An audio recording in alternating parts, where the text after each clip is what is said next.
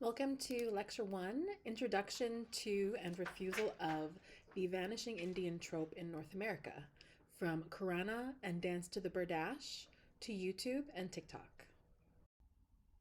So first I want to describe the idea of the vanishing Indian, or the disappearing Indian, as it is sometimes described. So the idea of the vanishing or disappearing Indian emerges from colonial aesthetics. And when I say colonial, I do mean from a history or a long durée of what is called in decolonization studies a state or modes of coloniality. So, the idea of coloniality is very complex and it's also very different. And perhaps that's why it is so hard to define. It emerges differently for so many different peoples across the world. Coloniality is unique to the subjectivity of each person depending on the land that you're standing on, or depending on the ontologies or epistemologies that you grew up with, whether or not they are normatively Western or not. So, in this instance, and the way that we're going to be describing it in this class is through a lens of North American colonialism.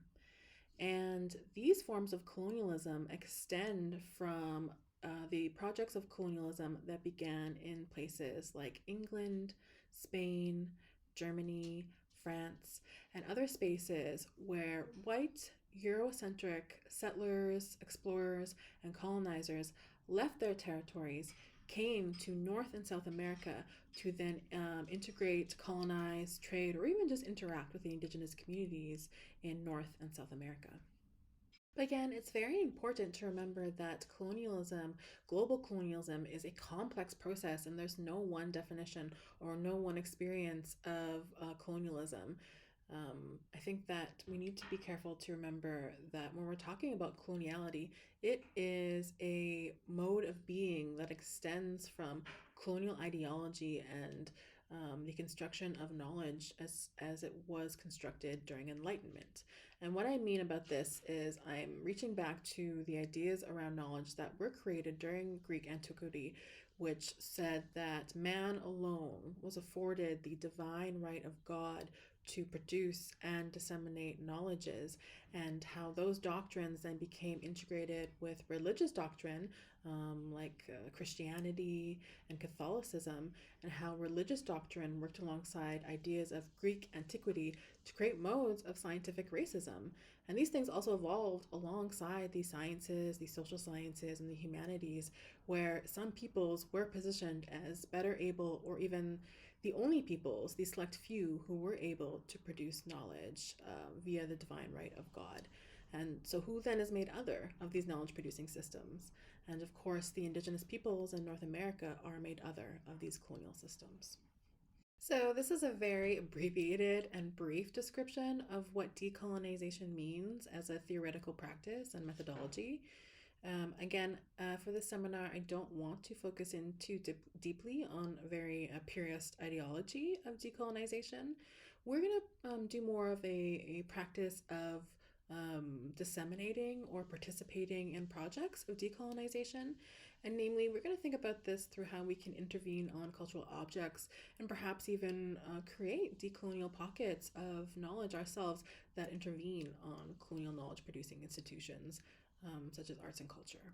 If you do want to know more about decolonization as a theory, however, or even just to do background reading for your own projects in this course, I would recommend to check out the writing of Walter D. Mignolo, or Annibale Quijano, or Maria Ligones.